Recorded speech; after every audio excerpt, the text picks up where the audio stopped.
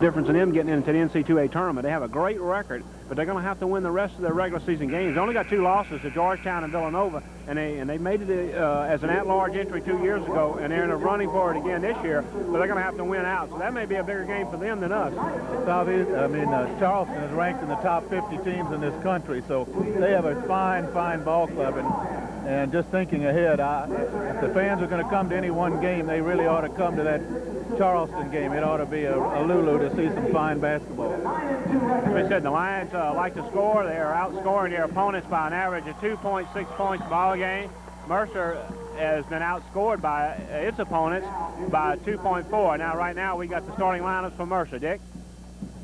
They start a senior-laden ball club in terms of they've got 4 seniors on their starting lineup and 1 junior, so they're a very veteran ball club. At 1 forward, they're going to start LaDon Green, 6'8" senior from Columbus, Georgia, averaging 19 points a ball game.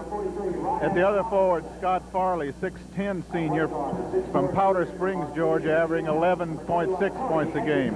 At their center is Ryan Robinson, 6'8", 215-pound junior from Remington, Indiana, averaging 8 points a ball game. Tony Etchison starts at 1 guard, 6'4", 185-pound senior from Arcadia, Indiana, and their conference's leading scorer and their leader, their team floor leader, Reggie Elliott, 6'5", 180-pound senior from Tampa, Florida, averaging 22 points a ball game. And of course, starting lineup for the Lions, starting at 1 forward, is number 23, Sam Bowie, 6'5", senior, averaging 21.9 points a ball game. At the other forward, the other senior in the starting lineup, number 25, Jason Winningham, 6'9", averaging 15.5 points a ball game. And at center, number 50, a freshman, Noble Evans, 6'6", averaging 6.7 points a ball game. And at one guard, number 21, Troy Green, 5'10", freshman out of White Castle, averaging 16.5 points a game. And the other starter, number 10, a junior, Rico Grant, 6'3", averaging 8.8 points a ball game. Dick, the Lions have played real well. They've won 7, 8, 9 out of the last 11 ball games, and most of that's been done with this lineup that he's starting tonight. He made a couple changes right after the Christmas holidays, and since then the Lions have taken off. Well, it's deceiving to look at those. They won 9 out of 11. A lot of you may have seen already the replay of the game we lost at Georgia State, where the buzzer beater, or the buzzer shot that tied the ball game and eventually led to our defeat, was shot by a fellow that was out of bounds. The other ball game we were in all the way, and on the last second shot just didn't convert. So we have not been soundly beaten in the last 11 ball games we've played. So this is a good Southeastern team, and if they're playing anywhere near their potential tonight, they should be able to handle Mercer. But we felt that way a little earlier in the ladies' game, too, and we just couldn't put the ball in the goal. So let's hope it doesn't carry over. And the Lions control the opening tip as it goes to Sam Bowie, and now out to Troy Green. Troy Green, a freshman from White Castle,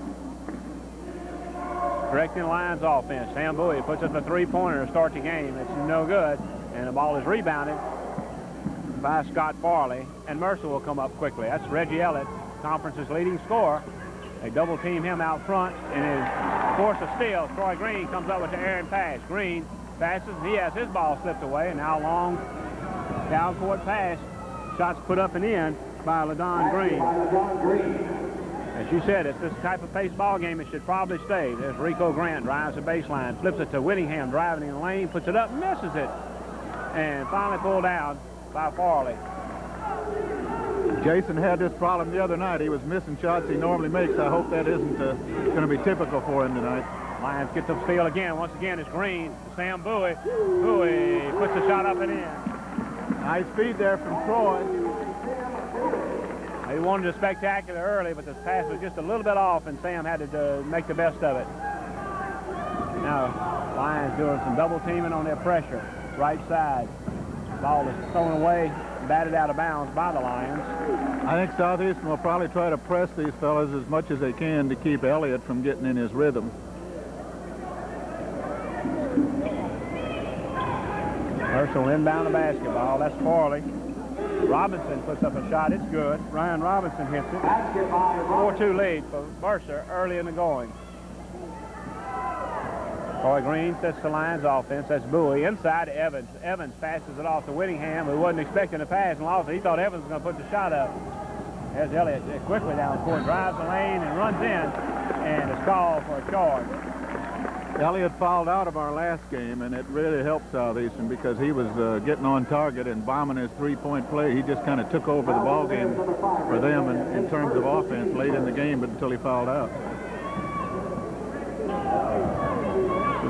Rico Grant on the right side with the basketball. Steps back, shoots a three-pointer. No good. The ball is tipped around and pulled away by Sam Bowie finally. And the Lions have it again on offense. That's Bowie on the right side. Sam Bowie turns, tries to drive, is cut off. Now he gets it to Whittingham. Whittingham pulls up, passes to Grant inside to Evans. Turns, shoots a 7-footer on the baseline. It is no good. And rebounded in there by Scott Farley. Quickly down court. There's Robinson, puts a shot up, no good. Rebounded underneath by Green, and he has another bucket. Green will get a lot of garbage baskets because he hustles on both ends of the floor and gets himself open. And Rico Grant drives and misses a layup. Mercer quickly down court again. That's Elliott, right side. To Green, back out to Elliott. Elliott launches a three-pointer. It is no good, but rebounded by Robinson. He puts a little side shot up, and it's good.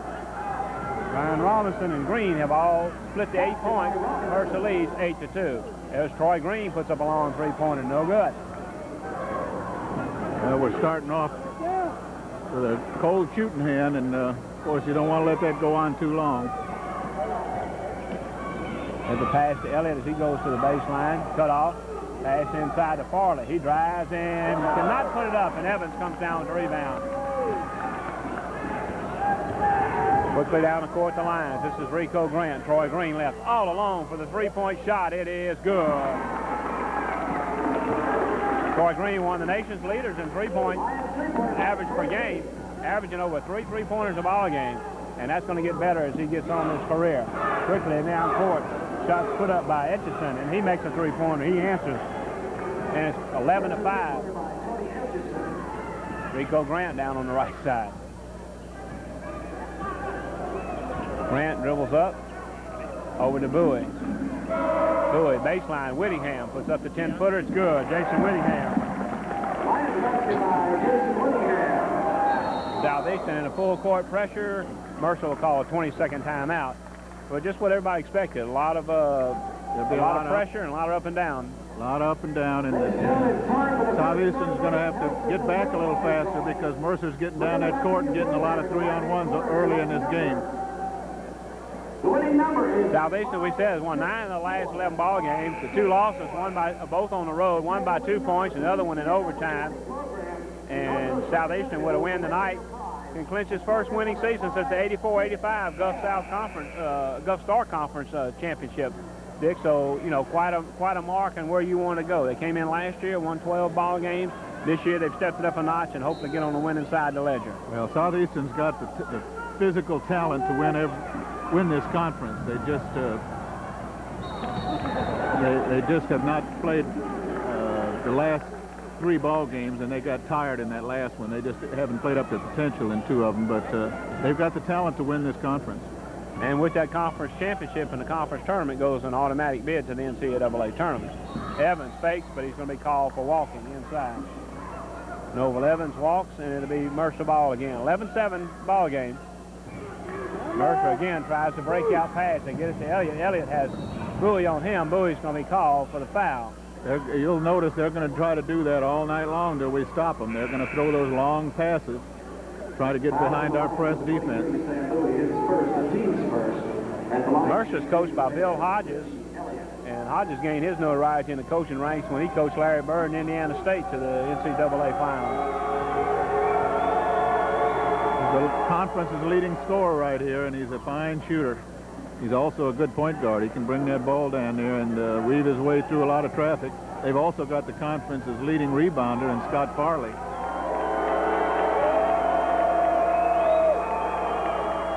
And Elliott makes both of them for a 13-7 lead. Quickly down court, Bowie drives, spins on the baseline, puts a shot up, good.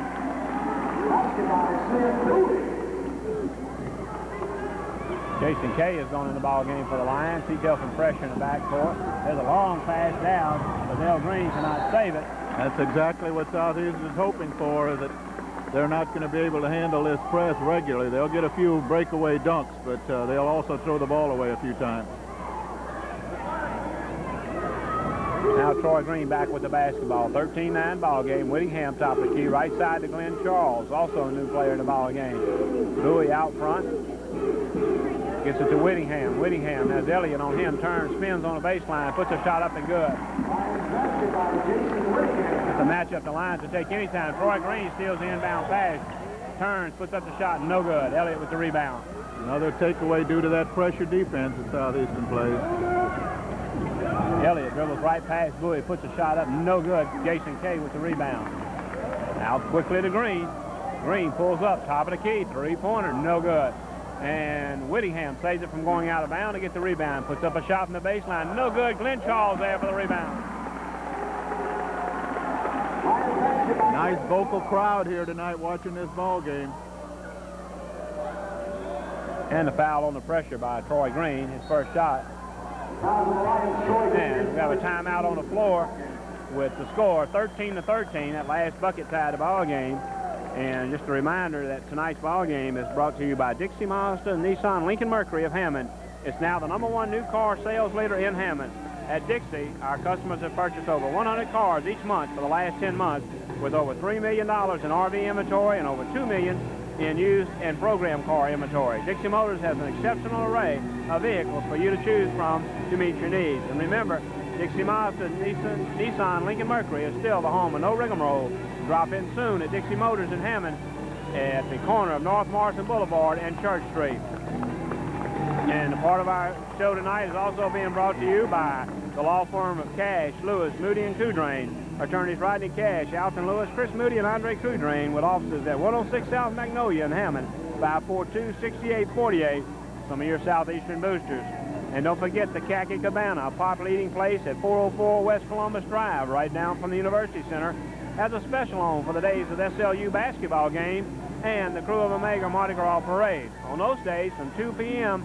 till closing time, with each order of a sandwich and drink, you get free fries. That's on SLU basketball game days and February the 15th, the Mardi Gras Day parade. From 2 p.m. until closing time, you get free fries with any sandwich and drink order at the Khaki Cabana. Now we're ready to return to action. Southeastern still pressuring full court. Avery Anderson in the ball game now for the Lions.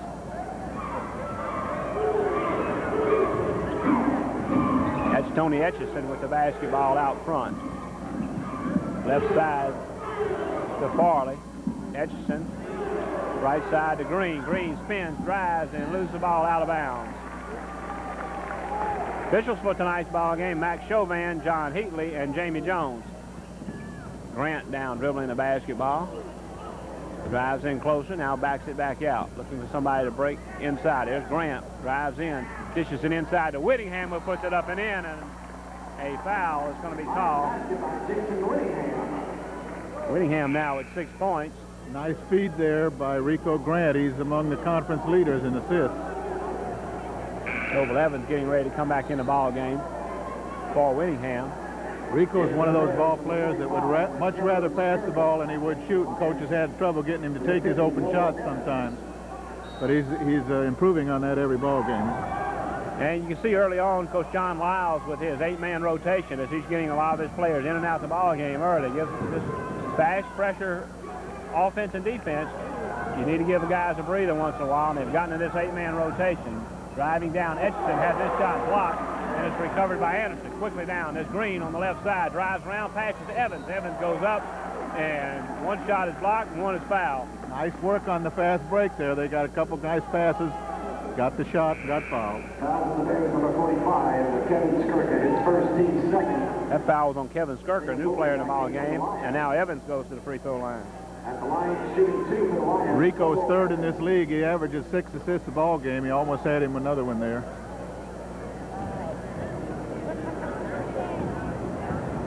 15-13, the Lions lead. One time they trailed by 6 early in the ball game, but They haven't let that keep them back. They trailed sitting there by 12 and got back and had a shot to tie it at the buzzer. Evans makes his first free throw. Noble Evans, another fine-looking freshman. And he makes another one. 17-13 now. 13:40 to go in the first half. That's Elliott with the basketball. Etchison outside to Green. Long three-pointer up, no good. And a foul's going to be called. I believe they're going to get Jason Kay for pushing. And he pushed him from behind. And you could see it from this angle, and the official on this side of the court had the same angle we had, and it wasn't very hard for him to see it. First foul on Kay, third team foul.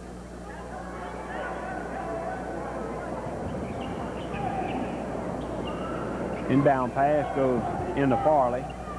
This is Elliott, fakes once, drives, puts a shot up. It is no good. Rebounded underneath. And going up with the shot is Skirka, and he is fouled. His first, the team's fourth. Coach Hodge is very high on this young man. Feels like he's got a great future.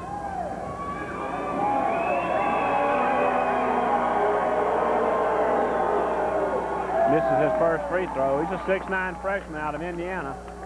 Coach Hodges still has a lot of connections up there from the days he coached up in Indiana. This young man is a freshman from Indiana. Makes his second one.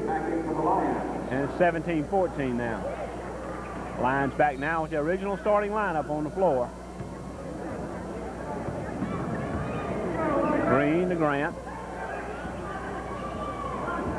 Grant backs him in. Long to Bowie on the baseline, and he stepped out of bounds as he tried to make his move. He was close to the end line and was called for stepping out of bounds. You'll notice there they backed off of Rico. They're daring him to take those outside shots, and he's going to have to take some. Here's that long outlet pass again. And stepping out of bounds is Farley. That's what we were talking about earlier. They're going to take a chance on them throwing those long passes in the hopes that they'll throw a bunch of them away. 13 minutes to go in the first half, 17-13 ball game. Right side to Grant. Grant drives the lane, passes it into Bowie. He loses it, it's picked off, and a foul is going to be called, I believe, on Rico Grant for reaching in. Foul with the Lions, number 10, Rico Grant, his first, the team's. They're packing the defense back in there, hoping Southeastern will shoot the long ones, and they're not going to let Troy shoot them. They want everybody else to shoot them. This is Elliott coming up the court, dogged by Grant. He drives in, stops, passes underneath and the shot is put up and foul. Farley underneath, and I think they're going to call it on number 25. Southeastern's getting in foul trouble rather early here. That was our 6th team foul, and we're not halfway through the first half. Scott Farley shooting 2 for the Bears. That could cause us some problems a little later in this half. And Farley will shoot 2 free throws. Scott Farley sinks the first one. Now 17-15. And also makes the second one. Quickly the Lions down court. Bowie launches a long three-pointer. It is no good. Ball is tipped around and saved by Charles. Troy Green's down on the floor hurting. Quickly out the outlet pass. Ball is batted back inbounds by Farley and off Glenn Charles. And Troy Green is holding his ankle down there. He's laying on the floor on the other end of the floor. Quickly, Doc Goodwin rushes down there to see what's going on. And without trying to judge what's going on, they do look like he is holding his ankle area, and they're looking at the ankle area. And this would be definitely a loss for the Lions right now. Avery Anderson's going to check in for him. But that's certainly a key player the Lions don't need to lose for any amount of time. He can't put any weight on that ankle. They're carrying him off the floor right now and going right to the dressing room. So evidently they know he's got a pretty serious injury here.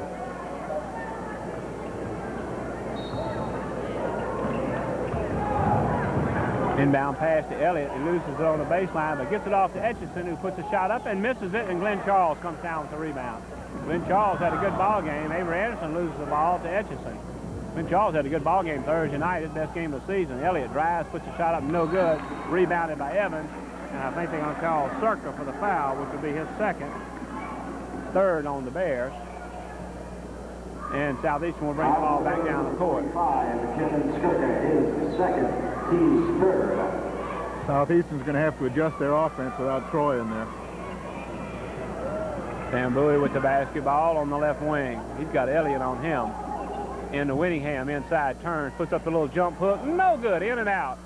Farley with the rebound. This is Elliott. He's got Bowie on him. Passes left side to Etchison.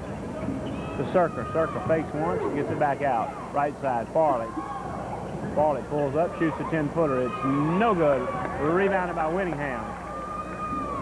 Quickly the Lions down court. Bowie with the basketball. Drives the baseline. Shoots a 12-footer. Good. 6 points for Bowie. Lions lead 19-16. Southeastern's causing Mercer fits with their tough defense. And knowing they wasn't going to beat the 10-second clock to get the ball across court, Mercer calls a timeout on the floor with 11:09 to go. It is 19-16. A reminder again about our sponsors for the ball game at the Khaki Cabana on West Columbus Drive, right here near the University Center. You always get the best of freshly prepared food, whether it's an appetizer, soup, salad, any of a variety of sandwiches or combos. All are freshly prepared for your satisfaction. Also, you can enjoy delicious spare rib baskets or a catfish plates at the Khaki Cabana, located at 404 West Columbus Drive. Drop in today. You're always welcome at the Khaki Cabana. And don't forget their basketball game and Mardi Gras Day special. And don't forget, Dixie, Mazda, Nissan, Lincoln Mercury is still the home of no rigmarole. Drop in soon at Dixie Motors in Hammond at the corner of North Morrison Boulevard and Church Street.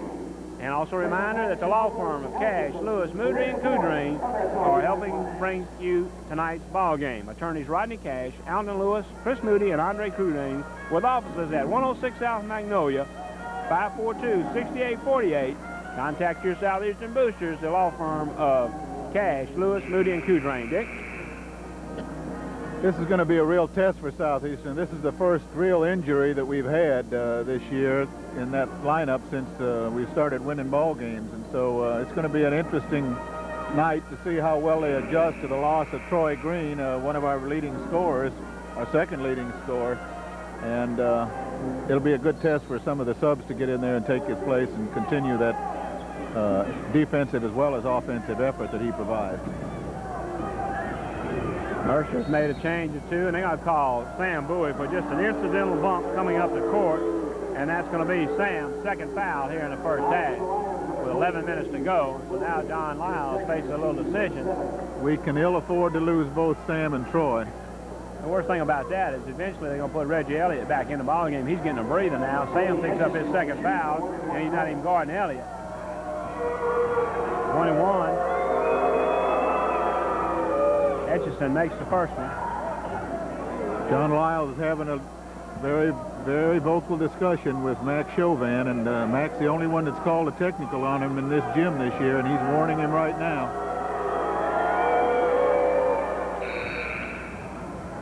Etchison makes both, and it's 19-18.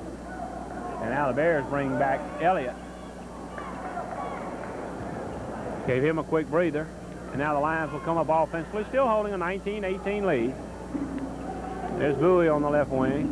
Out to Anderson. Fakes, drives the lane. Back out to Bowie. Open for the three-pointer. It is good.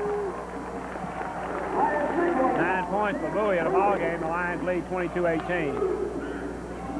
Sam, you just find yourself taking Sam's scoring for granted. You just expect him to make everything he throws up there.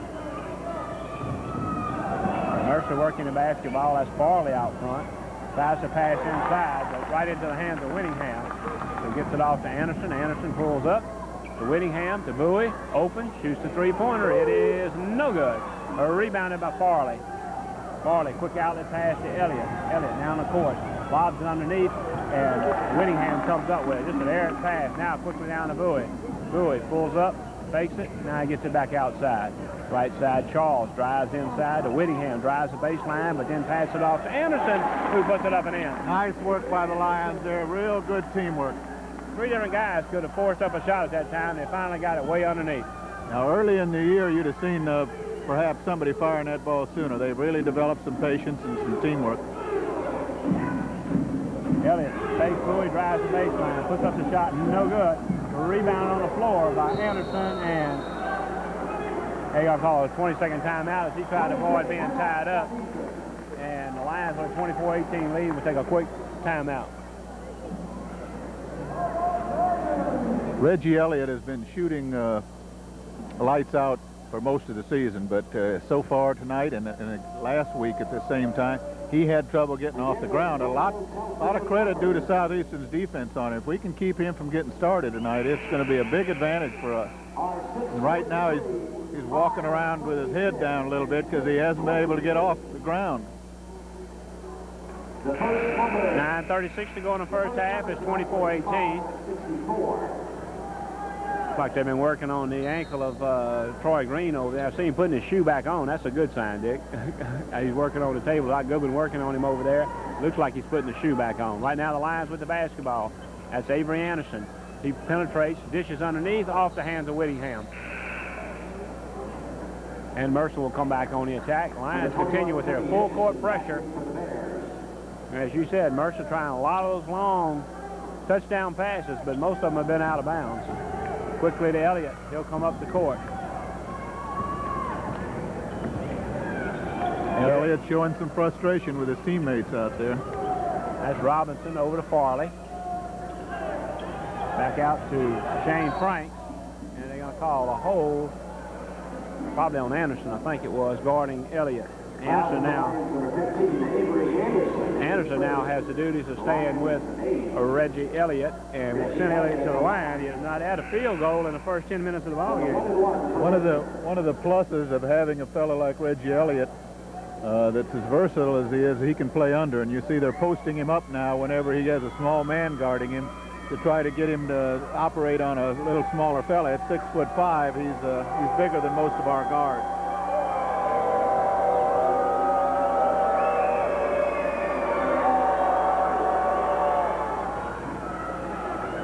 He makes the first one.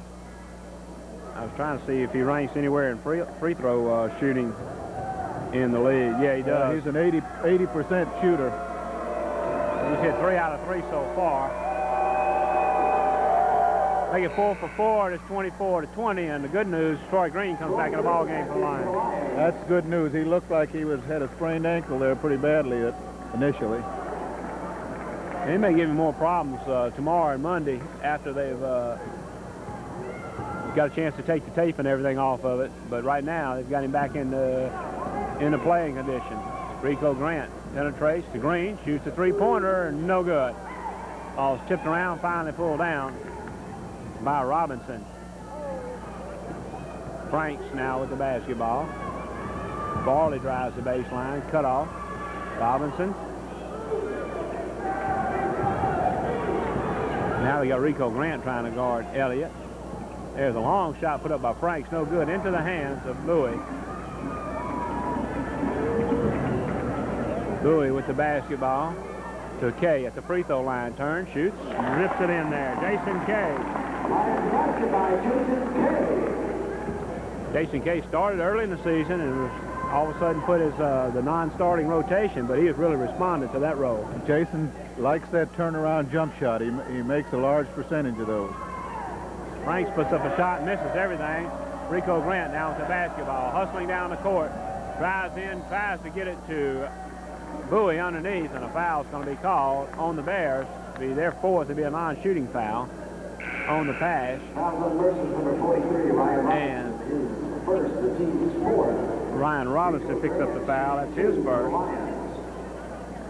Now they're going to call that a shooting foul, so Grant's going to go to the line to shoot a pair. It looked like to me he was trying to pass off to Bowie. We may have gotten a break there. And Rico hit some very clutch free throws down the stretch the other night in the last minute of play. Misses the first one. He had 5 out of 6, I believe, in the last minute Thursday night to help seal the Lions' victory. Misses both of them. Down with the rebound is Robinson. 26-20 Southeastern lead. Shot from the top of the key by Elliott. It was in and out, no good, but Green with the rebound. Outside to Robinson. He has a three-pointer. Shot partially blocked by Bowie. Out to Troy Green, over to Bowie on the right side. Takes it, drives in the lane. Back outside to Green, left wide open for the three-pointer. It is no good. Troy Green just a little bit off after coming back in the ball game. Well, that bad ankle, it might affect the way he puts weight on it, and it could throw him off. There's a pass into Skirka, but it's tipped around, almost stolen by the Lions, but saved by the Bears. And they'll continue on the attack. 26-20. Top of the key, Robinson. Tries to get the ball to Elliott and throws it away. Elliott went one way, the pass went the other. Southeastern basketball. And Noble Evans comes in for Jason Kay. Again, you continue to see this rotation, about 8 guys in and out the ball game. And that really helps you down the stretch. Early in the year, Coach Lyles was hoping he would have as many as 8 men that he could rotate it. With a bunch of freshmen, he wasn't sure that he could, but it's developed that he has, and it helps. And as Bowie drives and passes out, foul's going to be called, I believe, on Robinson, yes. Brian Robinson picks up his second. That's their 5th. Well, what helps you, too, is you got 3 guys on the bench knowing they're getting ready to go in the ball game at any time, so they stay alert. They're on top of the game. Now that pass is stolen away by LaDon Green. Going to go down and put the shot off. No good. Evans with the rebound. The Lions back quickly. Grant pulls up, drives, fakes his man, banks it off the glass, and good. Oh, he put one of those New York moves on him there. Rico Grant. Faked one way, went the other, and the defensive man went with the fake, and he left it. That was a New York playground move, you're right. That's where Rico's from. Elliott turns, spins, puts the shot up, no good. Shot put up, followed up, though, by LaDon Green. You're going to find LaDon Green, as I said, he gets a lot of those garbage baskets. 28-22, still 6-point line lead. Bowie with a long three-pointer, no good. Rebounded by Skirka. Now back up. Elliott's double team, almost loses the ball. Now he's going to drive in past to Etchison on the right side. Baseline, three-pointer, no good. Ball off the top of the board. Noble Evans with the rebound. Good work there by Noble. Bowie going to drive around Skirka, puts a slam dunk in. The Bear just cleared out of the way, and Sam slammed it home. Bowie with 11 points in the ball game. The Lions lead 30-22. That brought the crowd to life. And timeout on the floor. Again, a quick reminder, your 3 sponsors for tonight's ball game are the law firm of Cash, Lewis, Moody, and Coudrain. That's the attorneys Rodney Cash, Alton Lewis, Chris Moody, and Andre Coudrain. And Dixie Mazda Nissan, Lincoln Mercury, your home and no rigmarole at the corner of Morrison Boulevard and Church Street, and the Khaki Cabana, located right down West Columbus Drive, right just down the street from the University Center. Your sponsors for tonight's Lions basketball game. And the next telecast, as we said, will be the biggest game of the season, probably for the Lions in the arena, against the College of Charleston here on February the 22nd, a Thursday night. We also have a special guest here tonight. Folks from North Oaks Health Systems are here tonight, as well as a special guest of our D.C. Reeves Elementary and the French Settlement Junior High. We're glad to have them with us, and they're obviously adding to the noise of the crowd and getting to see a real show while they're doing it. North Oaks and their people have been really backers of Southeastern athletics, and they seem every year they have a good time in the basketball game. They also have one special night out at the baseball game, and it's usually a pretty big occasion for them. Mercer will inbound the basketball, trailing 30-22 at 5:48. Maybe a strategic timeout for Bill Hodges. Right when the Lions crowd's getting ready to get back in the ball game on that Bowie dunk, he calls a timeout.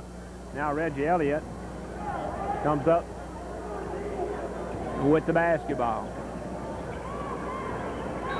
Pass is kicked away, reset the clock, and it'll be Mercer basketball. 5:35 to go in the first half, a 30-22 SLU lead. That's Edgerson to inbound the basketball. Outside to Green. Green passes to Elliott, has it batted away. Glenn Charles with the basketball. Backs it out, looks for somebody breaking. It goes to Whittingham baseline. Outside to Rico Grant. Grant drives in the lane, shots off the glass. It is no good. Rebounded by Farley. Farley averaging 12 rebounds a ball game. Good rebounder. Drives on Whittingham, fakes. Whittingham comes down on his back, and it's going to be called for the foul. Jason Whittingham picks up his second foul. Just went back in the ball game and quickly picks up a foul. And they're going to give Farley a couple of shots. Farley with 2 free throws thus far in the ball game. Jason Kay back in. Be the 11th and 12th free throw attempts for Mercer here in the first half. The Lions have tried 4.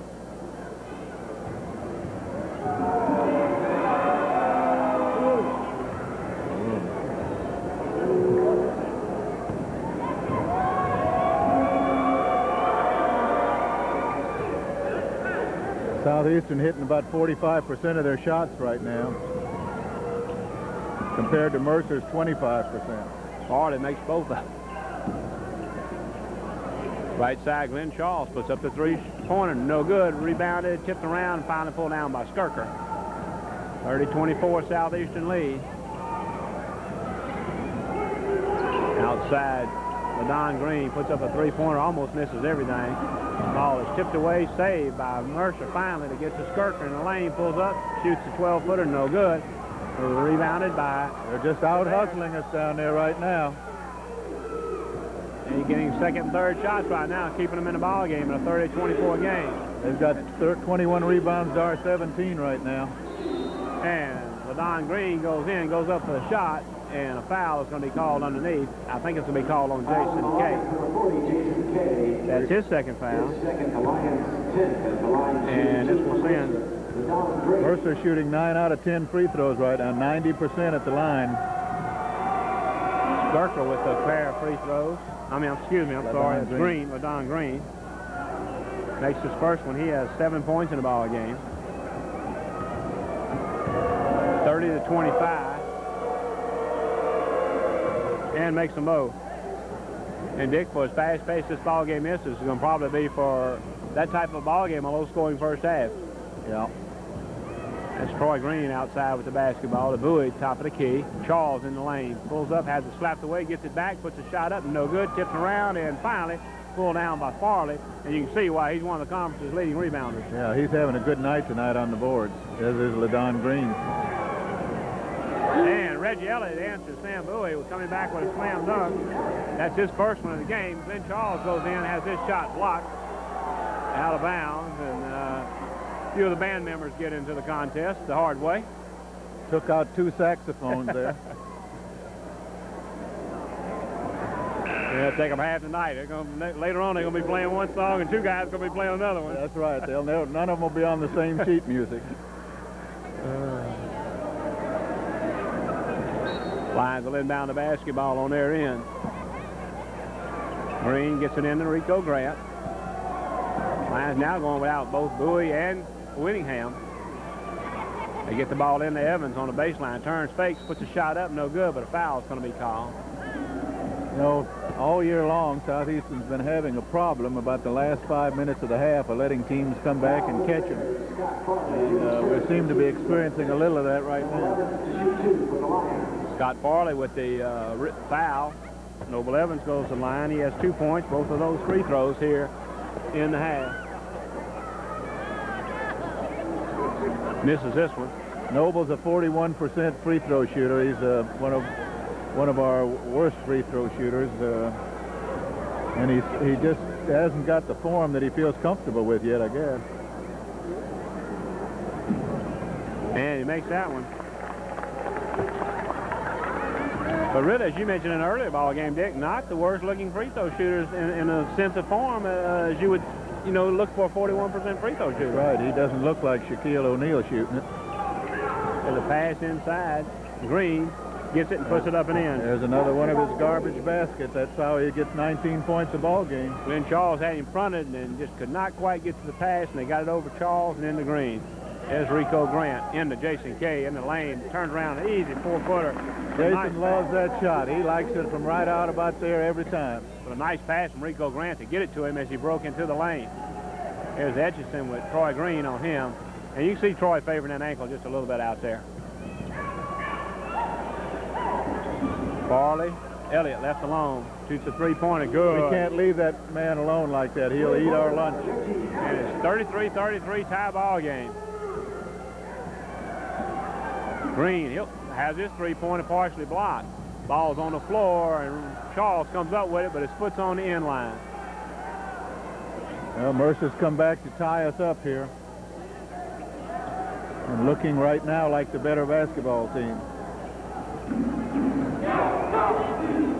There's the Bears out front. That's Edgerton with the basketball. They finally got Elliott to get a couple baskets, and they got him. He had not had a field goal until the last minute of play. Now he's gotten 2. There's Green on the baseline, triple team.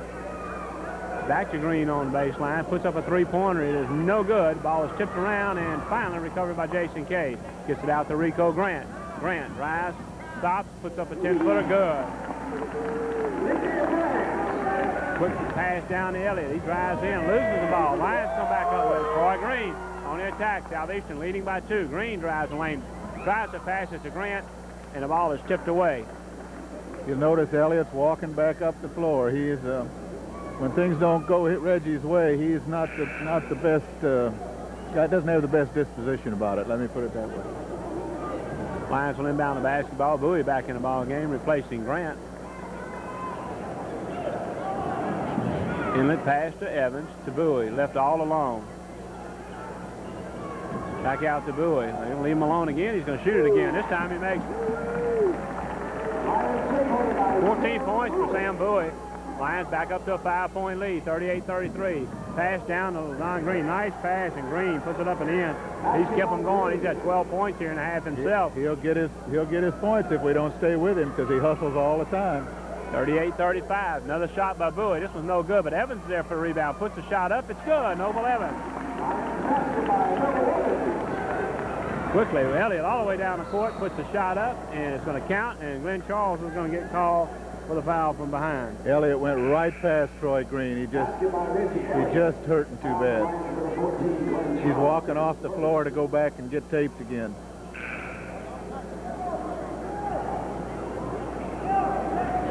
And Grant's back in the ball game, as is Avery Anderson.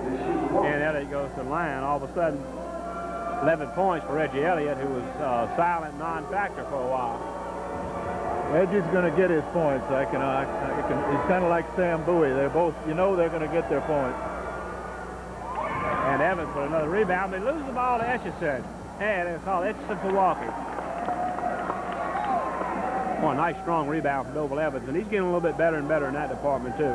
Yeah, he still makes a few freshman mistakes, but every game he's a little more solid. And that's all you want out of him as a freshman. Grant banks one off the board. 6 points for Rico.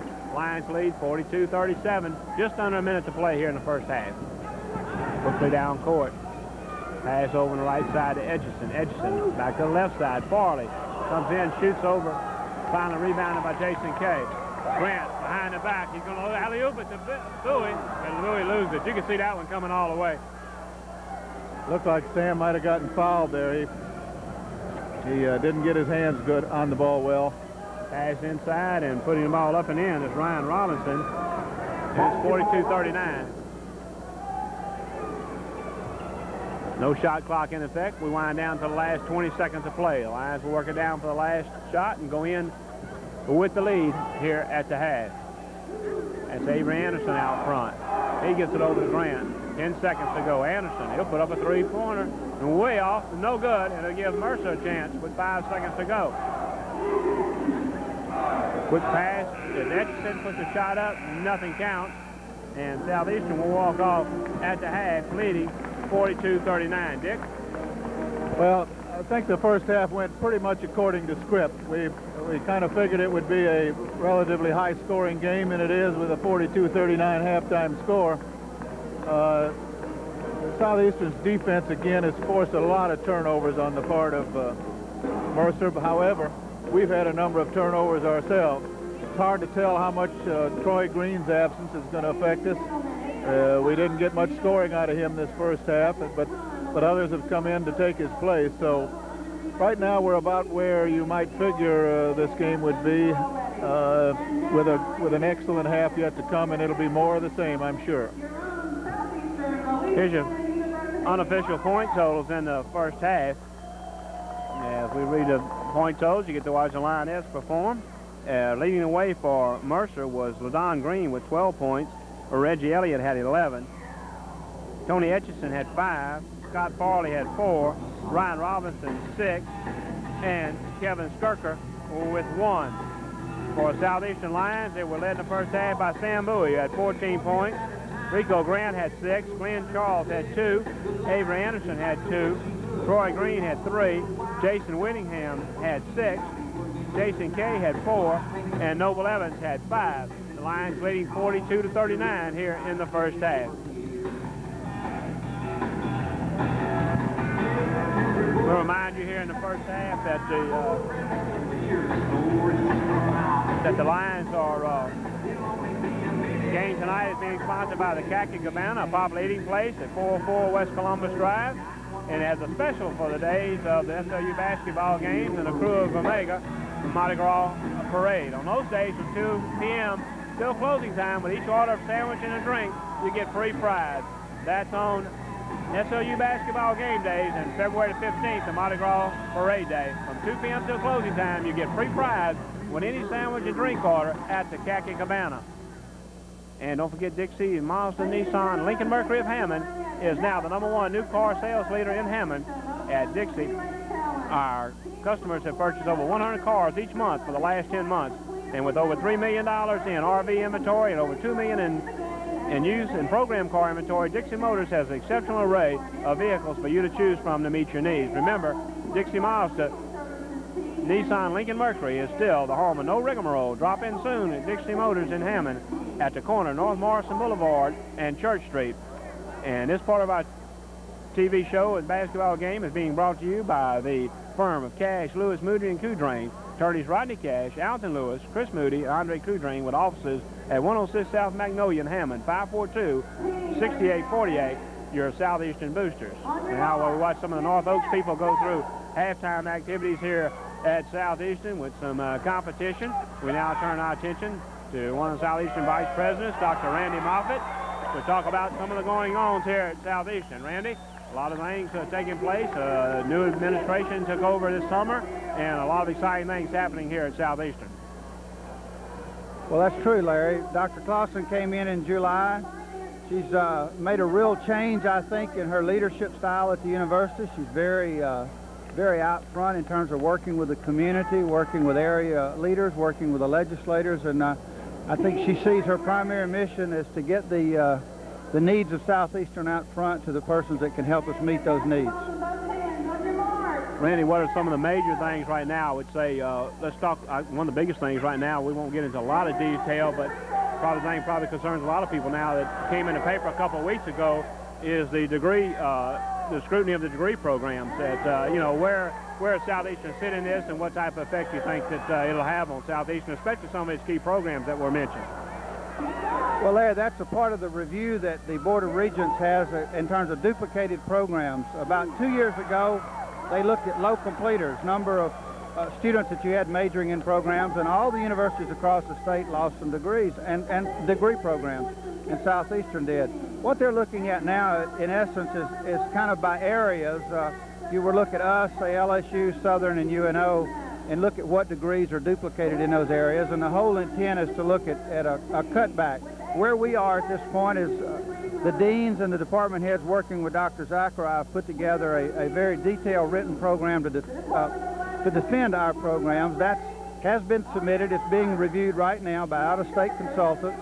We'll get their written analysis, and we'll have an opportunity to respond to that, and then there will be a series of public hearings around the state of Louisiana to review degree programs by academic areas. The end process will be about December of this year, and yes, it is of concern to us. We feel like as a university providing access to about 10 to 15 parishes, North Shore and just below the lake, our programs are necessary to meet the economic and educational needs, and I think the deans and Dr. Zachary have put together a rather strong message on that front. And you mentioned the other thing that we'll just kind of mention a little bit. North Shore, Southeastern is really expanding even more so than ever in this whole area to increase the educational opportunities, not only here in Hammond, but with a lot of its programs that are reaching out into the area with some off-campus classes and you know, the Covington Center. You might want to mention a little bit about that. Well, if you look at Southeastern's growth over the last 8 or 9 years, we've not only grown in terms of the students that we teach on the Hammond campus, but you're absolutely right. We established the Covington Center about 8 years ago. It's fully operated and manned by staff. It serves as a coordinating site for offering off-campus undergraduate and graduate classes in that area. We're in discussion with the mayor of Mandeville and officials in that area to perhaps establish a site there, particularly focusing on an MBA program. Our continuing education program, Dr. Clausen has expanded the emphasis in that area. She's brought in some additional personnel, elevated the director of that program to a dean's level, and I think that speaks to the importance of our serving the North Shore. We don't feel like that everything we do on this campus. We do it at off-campus sites. We're also looking and have expanded our offering of telecommunications courses. We have been offering courses with LPB for several years, but I think under the leadership of Dean Guidros and his staff, you will see us doing more in the area of telecommunications. Right, I know that's one thing because I've worked a little bit with Dr. Guidros on this, and it's and I attended one session on this. This is something that a lot of schools are really getting into right now, telecourse, and with some of the opportunities that we have here to right now to downlink, but eventually I'm sure to originate some. And this is something that I heard about that was really helping a lot of schools reach out to the public in another way. And that's what you're always looking for, other ways to bring educational opportunities to the area. Well, of course, you know, Southeastern sees as our primary mission providing access to the southeast part of the state. But of course, we've taught students using telecommunications in 13 other states, Larry, graduate programs in education, special education, and telecommunications, I think, are here to stay. It's a way for people to take classes at times that are convenient for them and to still have top quality delivery. With the rapid growth of Southeastern, what do we look for as far as anything construction-wise? Is there anything on the table what we call major construction or what? Well, of course, we're finishing right now a major renovation of what used to be our library. It's now called the College of Business building, and that renovation has literally gutted the inside of that building, and it's online to be finished in July or August of '96, and the College of Business will move back in the fall. I think people are going to be excited and very pleased about what's been planned for that facility. Dean Miller and his people have made that a technology advanced learning center. So that's about to come to completion. And of course, we've been working for 2.5 years on the renovation and expansion of our Pursley building, our chemistry and physics department's building. If you notice on North Oak Street, you'll see 2 beautiful new wings that have been added to that building with some expansion of labs, and we had to do some things to upgrade our labs to meet some of the OSHA standards, and then we've gone now and renovated the entire part of the original building. That project is scheduled to be finished in April of this year. We will be building a new parking lot on the north side of the campus near Cephalou. It's a gravel lot now. We just finished the plans for it, and we'll start work this spring and hope to open it in the fall. It will give us 120 additional new spots up there. And we also are moving the campus security, and we're going to have a formal campus information visitor center into what had been the ROTC building.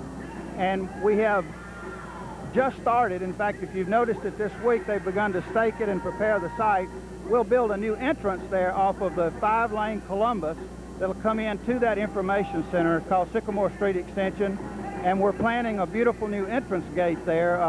The firm of Holly & Smith is designing that for us. So I think over the next 12 months, you're going to see a dramatic change on the north side of our campus. Right, and of course, and tied in with that also would eventually be to take over the West Side School, which is right here adjacent to the University Center. And I know there are plans down the road as soon as Southeastern can take over that facility. Well, we should occupy that building in the fall if the parish finishes its new school over near North Oaks campus. We will use it some for classes this fall and a couple of other activities, but we've just finished a revised capital outlay project, which we'll be submitting to get additional funds to renovate that building. And of course, in the capital outlay hearings earlier this year, we had $12.5 million approved for a new classroom, laboratory, and science building. And Dr. Clausen is going to be working very hard in this legislative session to hold on to that project and to get some additional funds for the renovation of West Side. Dr. Randy Moffitt, we thank you for updating us on the things going on with Southeastern Louisiana University, and we'll be back with the start of the second half after these in just a minute.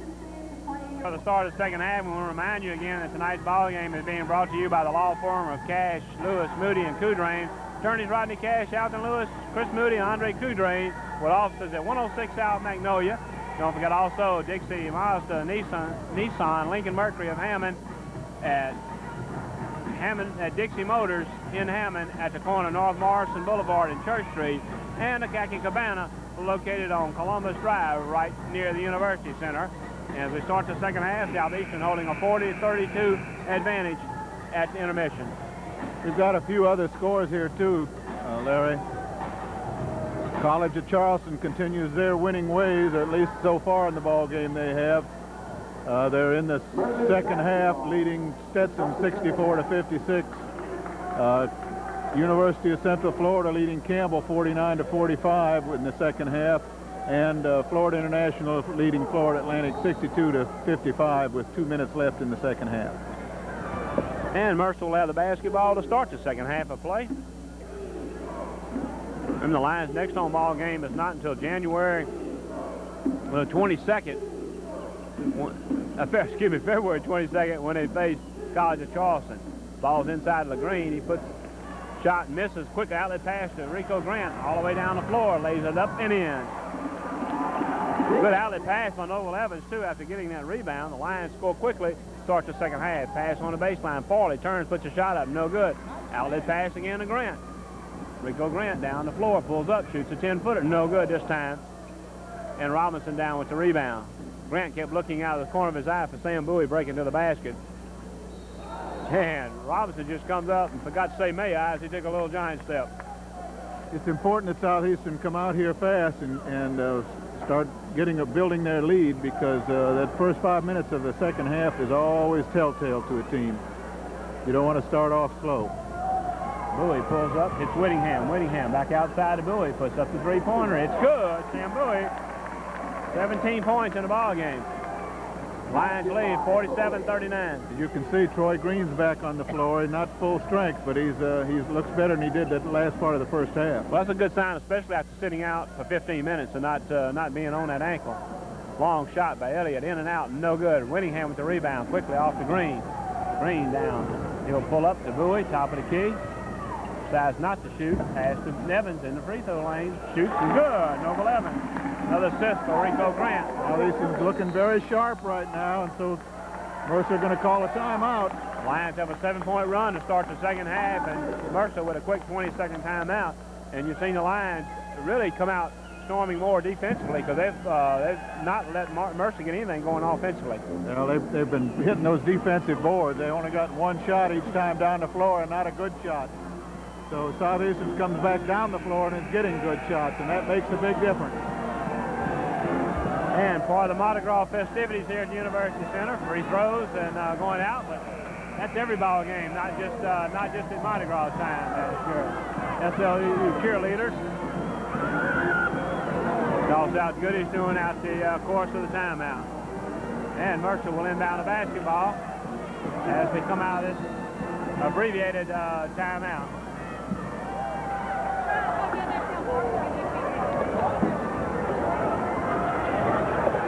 Now Mercer on the offense. That's Etchison to Robinson. Robinson drives on Whittingham, pulls up, cut off on the baseline. Out to Elliott. Takes one man, pulls up, shoots the shot. It is no good. Noble Evans with the rebound. And Troy Green down quickly. Right side to Grant. He'll pull up. Inside to Whittingham, who slams it home. Southeastern looking very sharp right now, as you can see. They came out of the dressing room really ready to crank it up here to start the second half. They're on a 9-0 run right now. Pass stolen by Evans. Evans going to drive down. He's going to take it up over Elliott, and Noble Evans takes it all the way in. Now a quick outlet pass to Green. Green loses it on the baseline. 53-39. The Lions have jumped out with 11 straight points here at the outset in less than 3 minutes of the second half. Down to Rico Grant. Backs it out. He shoots. It is no good, and rebounded by Robinson. And Rico shot, long shot there with nobody under the goal. That was the wisest shot he could have taken. Robinson, Farley, top of the key. Three-pointer in there. Scott Farley hits his first basket of the ball game. 53-42. Sam Bowie turns, spins, puts up the shot. Good. Beautiful move by Sam there. Finish Sam Bowie right there. Etchison with the basketball. Gets it to Green on the baseline. 10-footer is in there. Mercer basket by LeDon Green. LeDon Green hits the basket. He now has 14 in the ball game. The Lions will set it up offensively here. We haven't just played a little over 3 minutes. The Lions have scored 13 points in the first 3 minutes of the half. DeBuy on the left wing. He drives. Looks for somebody. Evans tries to whip a pass inside to Whittingham, but just a deflected pass right side to Robinson, who almost walked, but lays it up and in. Robinson gets the bucket.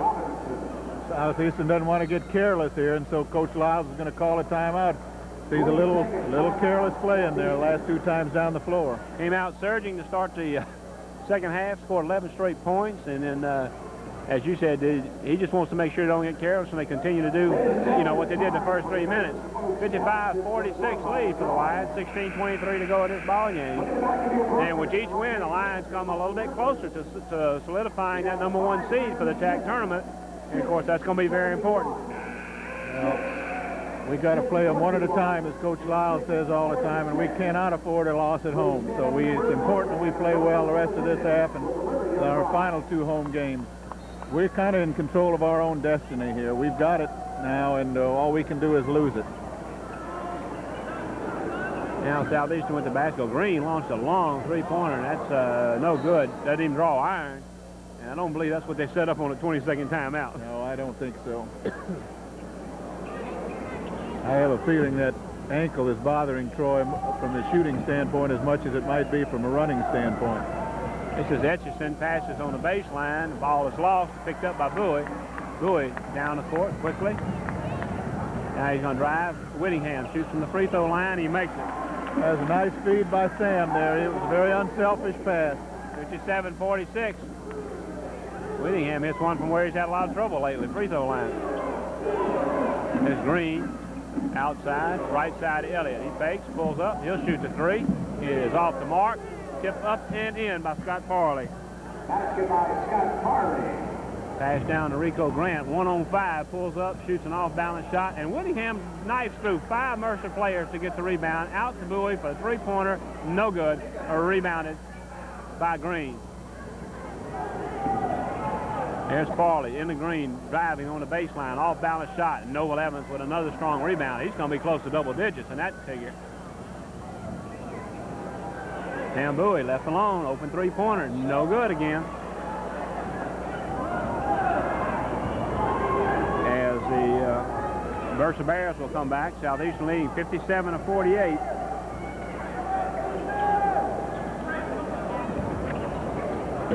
Mercer on the offense.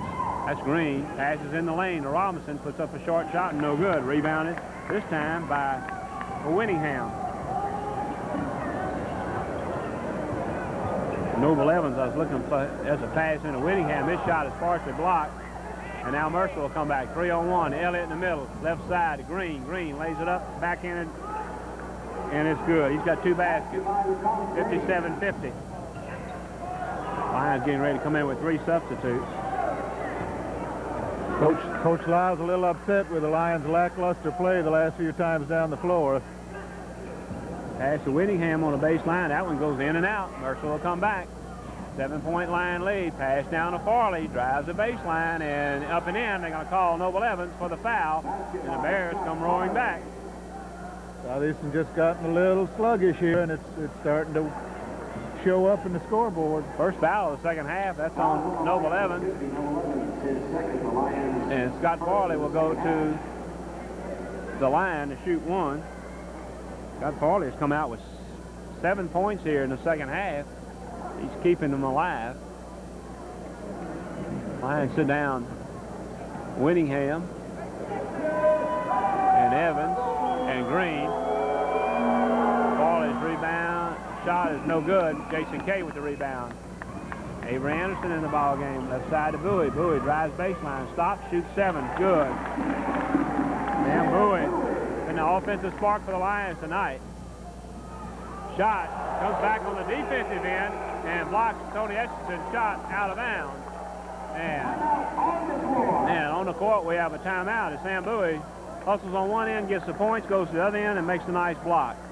As a reminder, tonight's ball game is brought to you by the Khaki Cabana, a popular eating place at 404 West Columbus Drive in Hammond. It has a special for the days of the SOU basketball games and the Crew of Omega Mardi Gras Parade. On those days, from 2 p.m. on till closing time, with each order of a sandwich and drink, you get free fries, and that's on SOU basketball game days. And February the 15th, the Mardi Gras Parade Day, from 2 p.m. till closing time, you get free fries with any sandwich and drink order at the Khaki Cabana.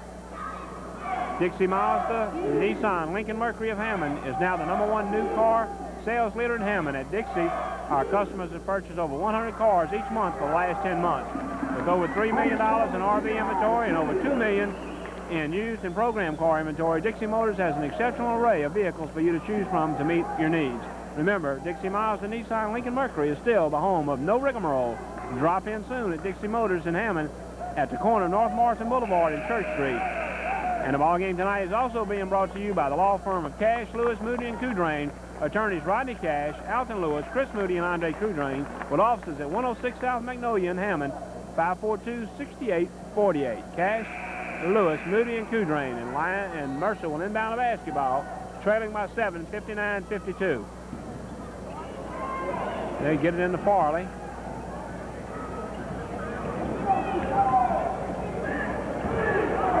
Over 11th in the ball game. They get the pass to Skirker. Skirker's shot is blocked by Charles, and let's see if they're going to call a foul also, though. Somebody got a good piece of the ball, but at the same time, a foul was also called. Southeastern going with only 2 of their regulars right now. They've got their 6th, 7th, and 8th man in the ball game. Give Jason Winningham and Rico and Troy a little rest. Skirker makes his first, 59-53.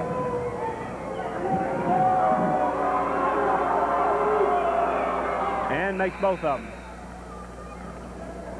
59-54. Whittingham's back in for Noble Evans.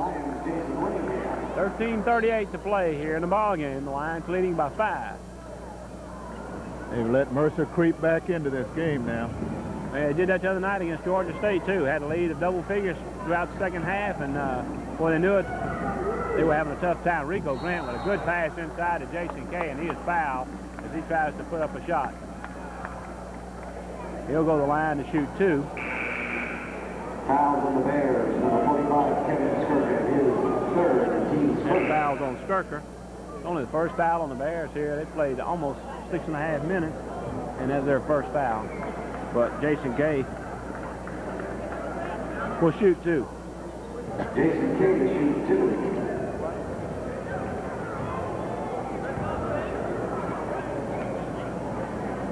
He misses the first one. Jason's one of our better free throw shooters. He's a 70% free throw shooter. That was off the back of that rim.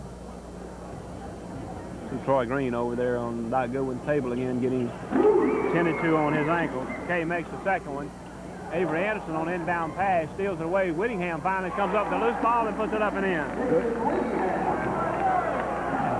We'll give that to Avery Anderson, and now Anderson is called for the foul on the inbound pass. Southeastern really hustling on that defensive positions down there under the Mercer goal, under Southeastern's goal, I mean. His 2nd team's 3rd. Well, they caught the Lions on the breakout. Here goes LaDon Green getting the breakout and getting the layup. He jammed it home. LaDon Green has been the big offense for the Bears tonight. And I know he needs a few points to get to the 1,000-point mark in his career. Good pass in to Jason Whittingham, who's fouled. I'm sure he's reached that because he's got about 16, 17 points in the ball game. I'll make a prediction to you that about 6 or 7 minutes left to go in the game, if Reggie Elliott has not been scoring heavily, he's going to start taking over their offense and start firing it up from all over the floor. That foul was on Ryan Robinson, his 3rd. Whittingham zips this one through. Whittingham now at 13 points. Jason's only a 28% free throw shooter here recently.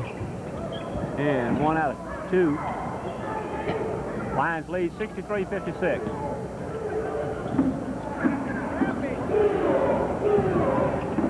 There's Farley on the left wing. Drives by Kay, pulls up on the baseline, passes to Robinson. Back outside. Etchison left alone. Shoots the three-pointer. It's in and out. Jason Kay with the rebound. B. Anderson bringing the ball up the court. He drives in, tries to pass it to Jason Kay. Does get it to him. Now Grant drives in. Passes to Whittingham underneath. He goes up and lays it off the glass. Nice feed there by Rico. They're going to warn Southeastern there for knocking the ball away under the goal. Next time they do that, it would be a technical foul. 12:24 to go. The Lions got their lead back up to 9. And Mercer inbounds it. Get it to Reggie Elliott. He's got a 4-on-2. Elliott on the baseline, and he's called for walking before he passed the ball off. Reggie Elliott had 11 points in the first half, and 7 of those came in about a minute-and-a-half spurt right before intermission. Yeah, he's a streak shooter, and he'll usually try to make sure he gets his scoring average before this game's over. This is Grant, who tries the alley-oop at the Bowie underneath. Bowie cannot quite get it. Now the pass back down court is stolen back by Grant. A good hustle back defensive by Rico Grant after the turnover offensively. There's Avery Anderson on the right wing. Back out to Grant. To Anderson.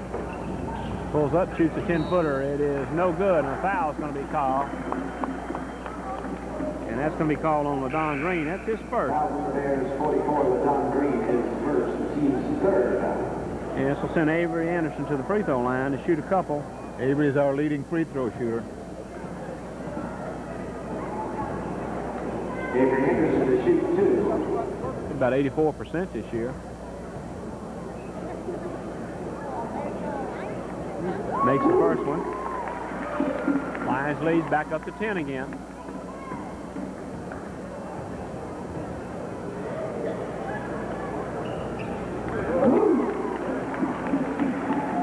And now it's 67-56 as Avery Anderson makes both of those. Now the Lions trying to double team with their press in the backcourt. Etchison gets it in. And now cross court pass to Elliott. Left alone for the three-pointer, and he rips it. 14 points now for Elliott. Right side to Grant. Grant's going to be called for walking. I think Troy Green is out for the night. He's sitting down there at the end of the Southeastern bench with an ice pack on his ankle. I suspect he's through for the evening. He tried to come back, but he may have just aggravated a little bit more, Dick, and now they probably don't want to take any more precautions. After tonight, the Lions will not play until next Thursday, so he'll have a few days to get it ready. It's a pass down court, and it went off the hands of LaDon Green. It'll be Southeastern basketball.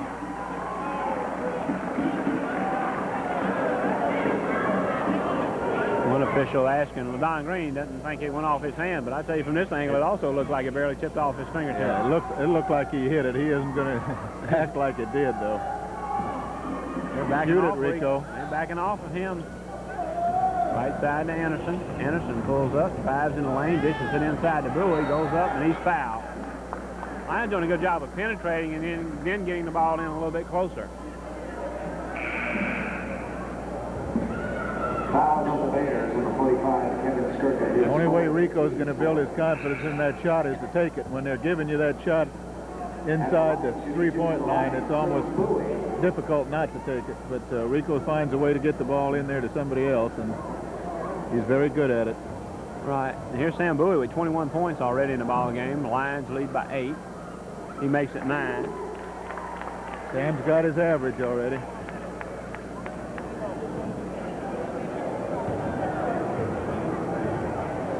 Sam Bowie, senior. It's both of them. Sam's not only offensively potent, he plays good defense, and he works hard out there. There's a long pass down to Robinson who breaks there. They break the press. Robinson has his second basket. Now the Lions come back quickly. Avery Anderson, right side to Bowie. Got Winningham open in the corner. Winningham pulls up, shoots an 8-footer, no good. Off the glass and rebounded by Scott Farley. Shot that one about 10. And a long three-pointer by LaDon Green, no good. Rebounded, picked up by Avery Anderson. Anderson down quickly with the basketball. Left side to Bowie. Bowie with Elliott on him. Dribbles back out looking for somebody. inside to Noble Evans. Turns, spins, puts up the little short shot, no good. Rebounded again by Scott Farley. Well, Farley's had a good night on the boards.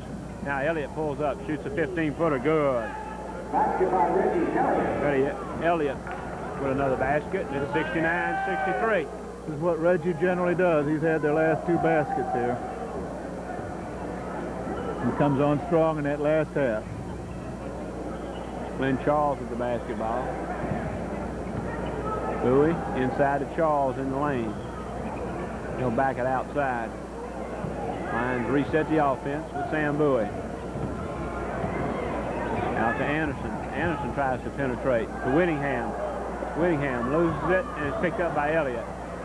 Elliott, long pass down LaDon Green off his fingertips and out of bounds. He had the Lions beaten back down court, but it took a perfect pass to get it to him. It was just a little bit too long. Lions are reluctant to take that outside shot. They keep trying to push it in there, and they're packed back in there in that zone defense. They're playing a 1-1-3 zone right now.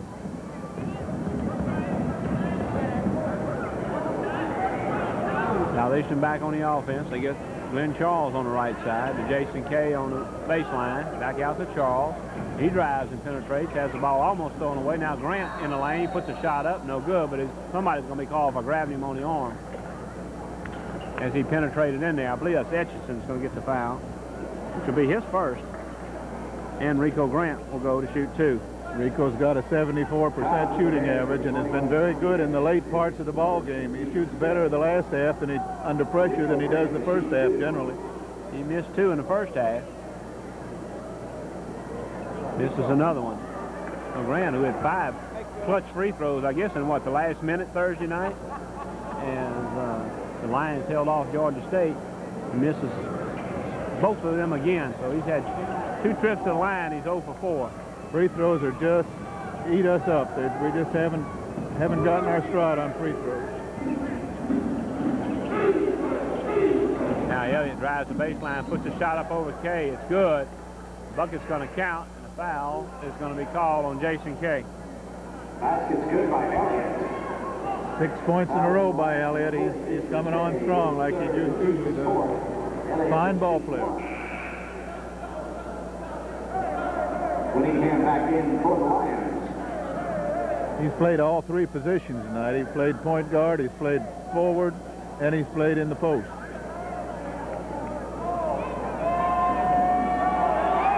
Elliott also makes that one.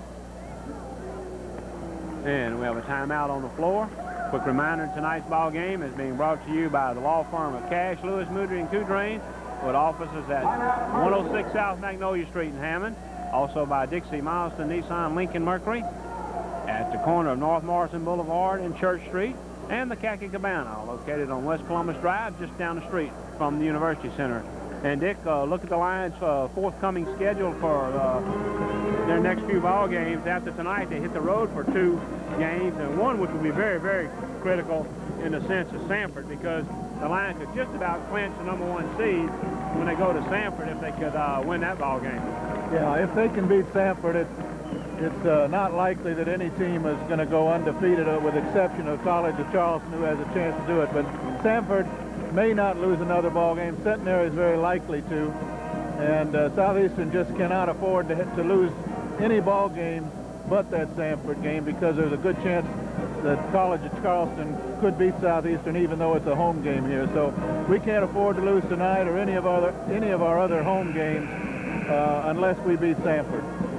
Well, with 5 games left to go, the Lions have a 2-game lead in the loss column, and well, that means they've got to win 3 of those 5, regardless of where they're at, just to cinch at least a tie for the #1 spot. And right now, there's only 2 teams in the league, Centenary and Sanford, with that chance to tie the Lions. Well, Mercer's making a run at us right now. We've got to get back and get our form back that we started this half with, and put this ball game away. It's getting kind of scary with only a 3-point lead now. Lions have managed to keep a lot of teams close this season, get up big leads, and then most of the time they've been able to charge back and hold them off and get a key bucket from Glenn Charles, and that's what usually helps them. They'll come back when they let a team get creeping in, and they'll widening back up. But here, like you said, here's a man right here. They have to slow down for a remainder of 8 minutes and 19 seconds. Hearns puts up the three-pointer, top of the key, no good. Whittingham with the rebound. 71-66, Southeastern lead. Bowie, Whittingham has hacked on the arm. The Lions will inbound the basketball. Who do they call that on? I couldn't tell. Elliott. That's his second. Team 6. Bowie. Cross-court pass to Rico Grant.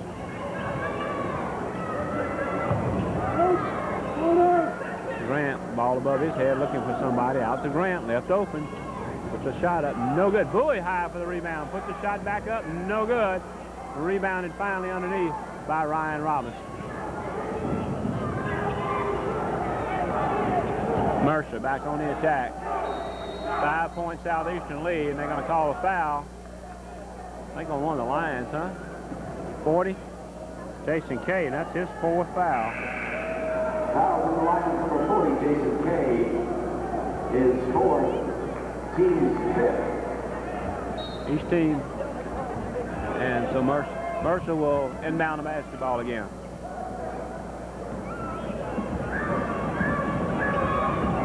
Left wing, a long shot by Farley. It's good, three-pointer. And boy, he's had 10 points here in the second half. The closest that Mercer's been since early in the ball game. 71-69. Bowie, Whittingham out to Charles. Shoots the three-pointer. Glenn Charles rises to the occasion.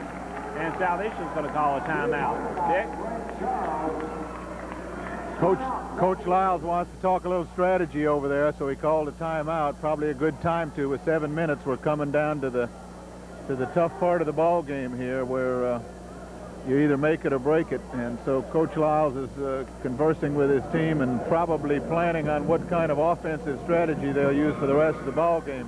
Probably also is emphasizing how close they're going to have to guard Reggie Elliott these last 7 minutes, because this is about the time when Reggie just decides to take over the offense. We had a much larger lead at Mercer at this time in the ball game last week, and pretty well had the ball game in hand. So this is not a comfortable lead. A 5-point lead at this point in the ball game against a team as explosive as Mercer is not comfortable. And they've also got, in addition to Elliott, Farley can hit from the outside, and so can LaDon Green. So this ball game's a long way from over, and Southeastern better be on their toes, or this game could get real close. Exactly 7 minutes to go in the ball game. Southeastern leading 74-69. Glenn Charles with a couple of key baskets right here in the last minute or two. And a few statistics here for you. Right now, even though we're doing a good job rebounding, Mercer has out-rebounded us 38-32. Fortunately, we're on the plus side on the turnovers, which is 19. Mercer's had 19 turnovers due to our press defense. We've only had 14. Mercer comes back, breaks the press. The Lions put on in the backcourt. And now we'll reset their offense. The Lions. That's Farley with the basketball. He has Evans on him out front. To Robinson. Robinson looking for somebody on the baseline. He finds Farley. Pass inside, and they're going to call an offensive foul after the pass on Edgerton. And that's the 7th foul. Should be a 1-and-1 probably. As you can see, that was an outstanding defensive effort on the part of the Lions. They're playing very tough defense right now. They've moved Sam over to guard Elliott, I imagine, for the remainder of the ball game, unless he gets in foul trouble.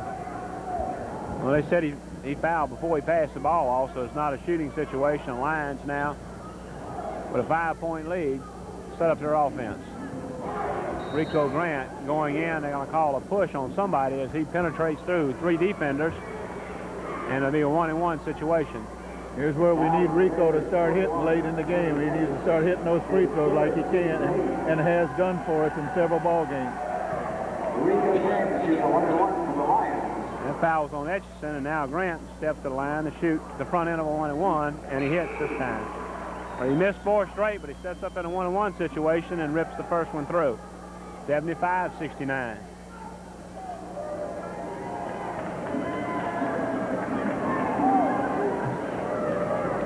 And this one's off the front of the rim, and Elliott comes out with the rebound. Stopped momentarily by Sam Bowie, and now Elliott has the basketball. To Farley. New player in the ball game is Victor Bristol. On the baseline, driving in is LaDon Green. And he misses a shot. They miss a tip. Now Bowie with the rebound. Bowie going in, has the ball taken away from him. Glenn Charles with the pickup, but then he misses the easy layup. Long pass down to Green, baseline. Passes it back out. Bowie comes back up with it. Bowie, one-on-one on Elliott. Back to Grant. Grant shakes and bakes underneath to Whittingham, and Whittingham stepped on the end line. He was right there on the baseline. A nice pass by Grant, a nice move by Whittingham, but he had to step out of bounds to get started. So Mercer will come back. Lions have missed 2 chances for easy buckets. Now Elliott, dogged by Bowie all the way up the court. He wants to take Sam. He goes around Sam, drives the lane, pulls up, shoots. It's good. He knew he wanted to take that shot all the way down, Dick. Yeah. This is what he does. He takes over their offense. Charles with a 3-pointer from the corner. Glenn Charles has gotten out. He had a good ball game Thursday night, and the Lions been waiting for him to emerge after a good freshman year. He's not quite had the year they thought of him, but the last 2 ball games he stepped up big. Now LaDon Green answers with a 3-pointer. Boy, that was in all the way. 78-74. Lions bring the ball back down. 4:37, and Mercer's going to call a timeout before the Lions get a chance to bring the ball inbounds. Again, tonight's ball game being brought to you by the Khaki Cabana on West Columbus Drive in Hammond, by Dixie Mazda, Nissan, Lincoln Mercury, Dixie Motors in Hammond at the corner of North Marston Boulevard and Church Street, and the law firm of Cash, Lewis, Moody, and Coudrain. Attorneys Rodney Cash, Alton Lewis, Chris Moody, and Andre Coudrain at 106 South Magnolia in Hammond.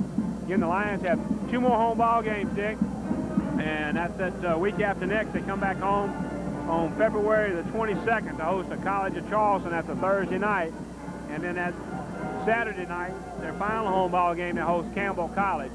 Hopefully by then they'll have everything wrapped up, but you never know. Well, we got 2 tough ball games on the road. Jacksonville State is certainly no cinch, and Sanford plays the kind of basketball that makes it very tough for us. They're a tough team for us to match up with. They play a very deliberate style basketball and will take you out of your game real quick if you're not careful. So we got a couple of tough road games, but we got to win this one here tonight first.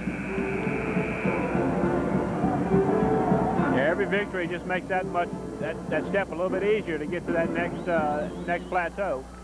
Here's 4 more numbers for the North Oaks Health System. And Southeastern will inbound the basketball, leading 78-74. 4:36 left to go here in the University Center. 663 and 581. It's a big time down the court for Southeastern. It's very important they try to score this time down.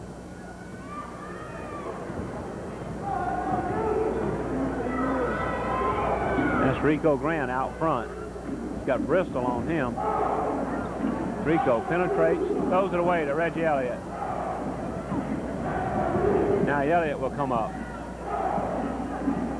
Right side to Green to Bristol, and Bristol steps on the end line. We've had 4 calls like that in this ball game tonight. That was a break for us. We have to throw that ball away. That would have been a crucial turnover if they'd have scored.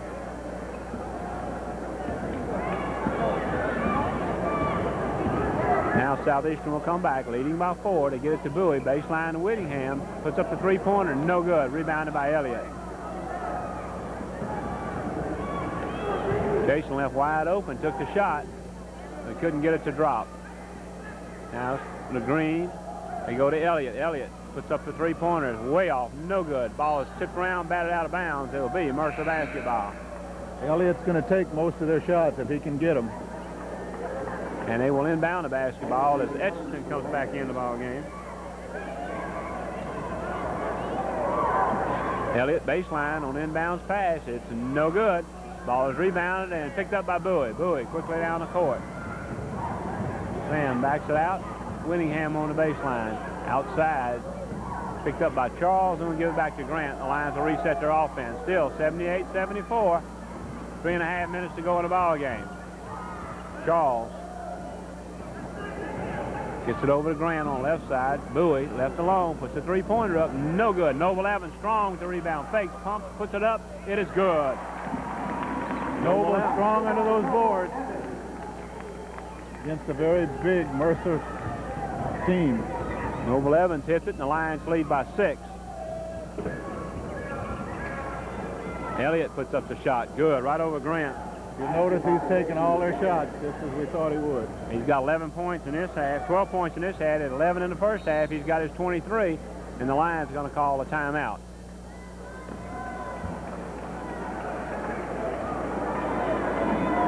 Timeout, Southeastern. Southeastern's going to need to score 6 or 8 more points in order to be sure of this ball game, and also put a real cold defense on Reggie Elliott, because he's going to fire up, and he's awful tough in this at the end of any ball game, and he just feels like it's up to him, and he usually delivers for him.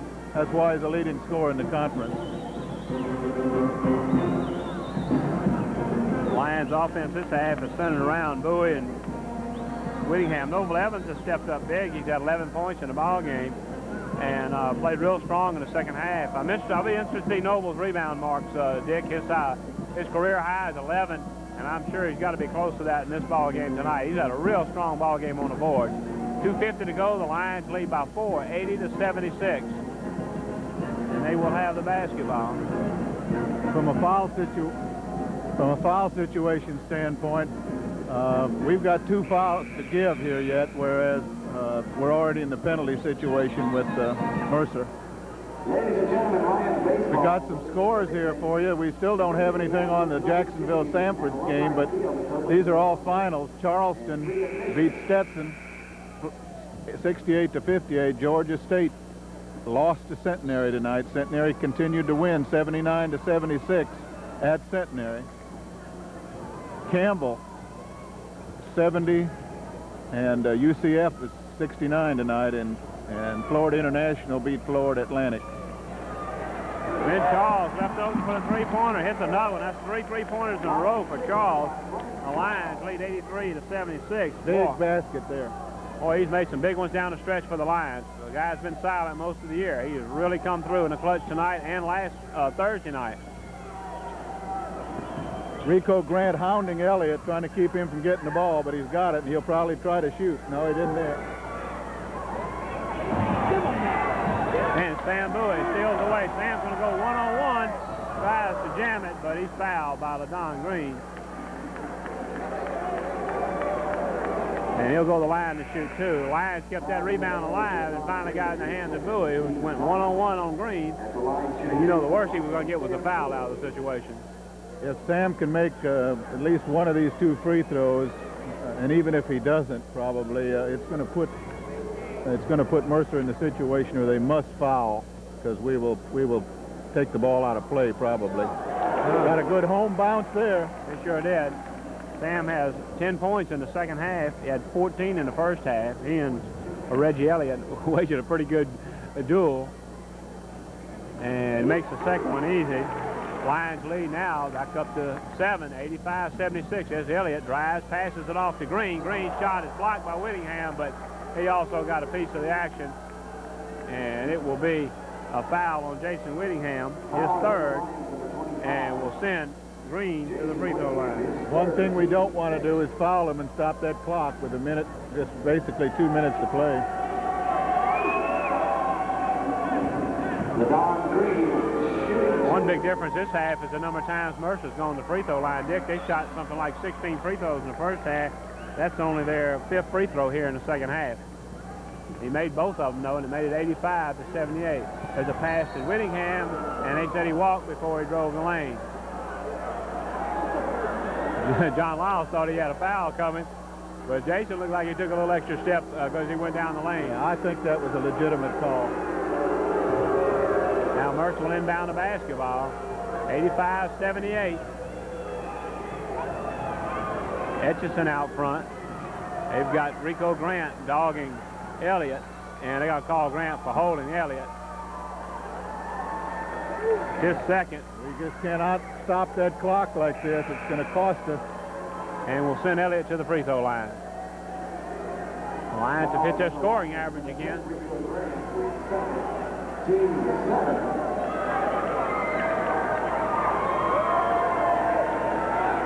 And Mercer has brought in Shane Franks into the ball game. Well, they probably brought him in because he can foul, and he's a good three-point shooter.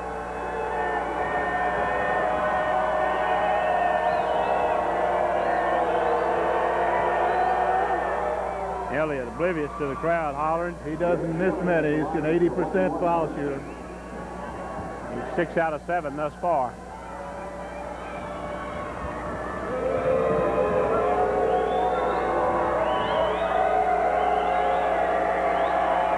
Makes them both.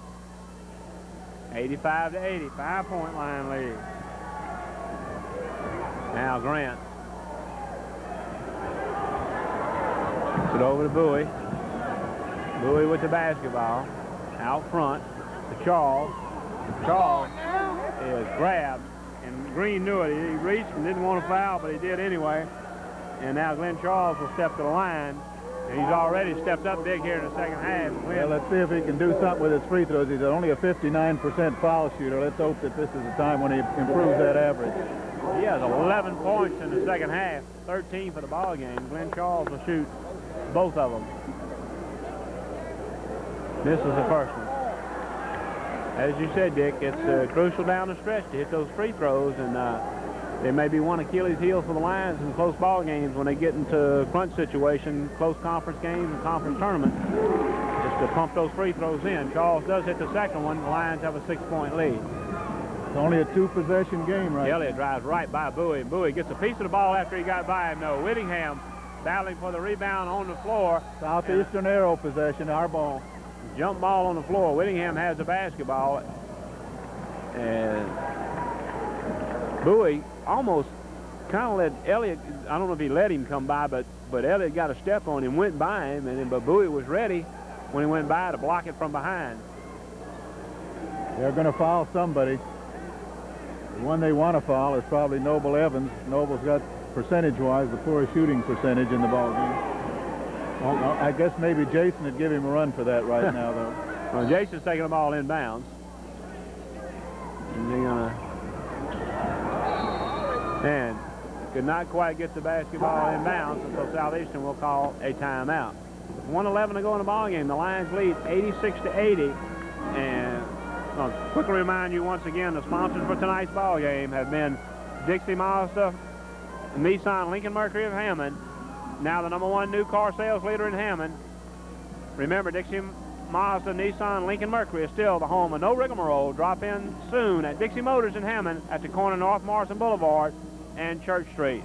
And also the law firm of Cash, Lewis, Moody, and Coudrain. Attorneys Rodney Cash, Alton Lewis, Chris Moody, and Andre Coudrain at 106 South Magnolia in Hammond, 542-6848. And remember, the Khaki Cabana, located at 404 West Columbus Drive. Remember their big game day specials. On game days, Southeastern ball games, you can get a sandwich and a drink along with free fries. That's on SLU basketball game days, and also on February the 15th, the Mardi Gras Parade Day. That's at the Khaki Cabana, located on West Columbus Drive, just down the street from the University Center. 1:11 to go, Dick. As you said, now the Lions inbound the basketball will be very critical because, as you said, Mercer has got no choice now but to foul. Coach Lyles has put Avery Anderson in there because of his foul shooting, I'm sure, and also his ability to bring the ball up the floor. He's taken Noble Evans out of there, his worst foul shooter. Getting another ball handler and another good free throw shooter in there. Now Whittingham gets it in. Anderson with the basketball. Bowie had broken away, but the ball was tipped away. And now Elliott to Franks. Franks back outside to Farley. Farley has it knocked away by Bowie.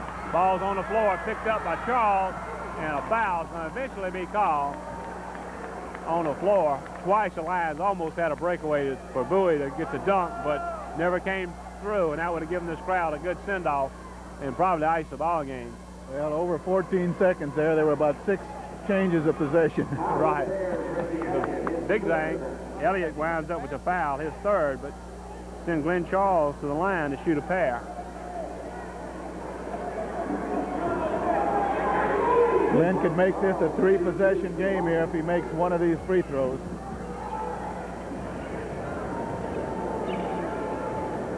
And he makes the first one. Glenn Charles. His season high was 19 against Southern, but that's one of the few ball games he's had double figures in till Thursday night against Georgia State. It's sure nice to see Glenn come into form because he had such promise last year, and he's starting to show it this year. Right. Big free throws there. Made 3 in a row, 88 to 80. He's had 14 points here in the second half. Boy, he had some points. There's Elliott with a long three-pointer, good. There's the Elliott over Sam Bowie, and Mercer quickly calls a timeout. I mean, you can't fault Sam Bowie's defense on that. Elliott just jumped up and stuck it on. This is what Reggie does best. He's awfully tough in the stretch. Mercer calls a timeout there. Reminder of the Lions' next home ball game will be February 22nd. The College of Charleston, the leading team in the Trans-America Athletic Conference, and Dick, there's a very good chance they'll come in here undefeated in conference play, and they only have 2 losses on their total schedule. Those 2 losses are, I think, to Georgetown and Syracuse. So Charleston has a fine ball club, and this may be another year when Attack will have 2 teams in the postseason play. They're a very, very tough basketball team, and I have a strong feeling they will be a large team selected for the NCAA, regardless what happens the rest of the year. Well, the Lions could prove a big thorn in their side because they can't afford to lose to any ball club that's not ranked. And if they came in here and the Lions were able to slip by them, it could make a lot of difference on their chances for the conference tournament, postseason tournament. Well, this game's going to go right down to the wire if they let Reggie Elliott get his hands on the ball, because he's going to fire it up there, and he just seems to light up when he needs to. Lions will inbound it. They get it to Bowie. Bowie is foul. Ran off 1 second on the clock. 50 seconds to go in the ball game. That foul was on Scott Farley, and now sends Sam Bowie to the line. He's hit 4 this half from the free throw line. He's only He can make both of these. It makes it another 3-possession situation. If he only makes one of them, it could be a two-possession if they make all 3s.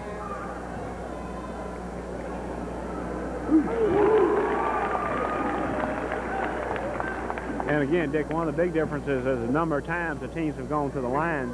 The first half, Mercer went to the line 17 times. They've only gone 8 this half. Bowie makes both of them. Very clutch free throws right there. And where the Lions have gone to the free throw line 18 times this half. There's Elliott. He's going to pull down and shoot and doesn't make it. Gets his own rebound, goes in the lane, and he's grabbed, and they're going to count the bucket. And a call a foul on Avery Anderson. Avery Anderson picks up his 3rd foul. The basket for Elliott. And he'll shoot a free throw. That makes it 90 to 85. And he can turn the complexion of the ball game right here by hitting this free throw. Well, the good players come through for you when you need them to, and that's what Sam does, and that's what Elliott does.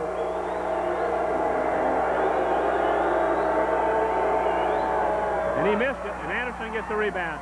He gets it out to Bowie, to Anderson. Anderson drives, puts the shot up. No good, but Bowie slams it home. Sam Bowie answers, and it's 92 to 85. Quickly down the court. LaDon Green with a long three-pointer, no good. Rebound by Whittingham, and he's fouled by Elliott. 4th foul on Reggie Elliott. That was beautiful follow-up work by Sam. He never gave up. I think he was looking for the pass back from Anderson anyway, but Anderson just knifed down the lane, had it wide open. There was no sense in passing, but he didn't miss the layup, but Sam was there. And so now Jason Whittingham goes to the line.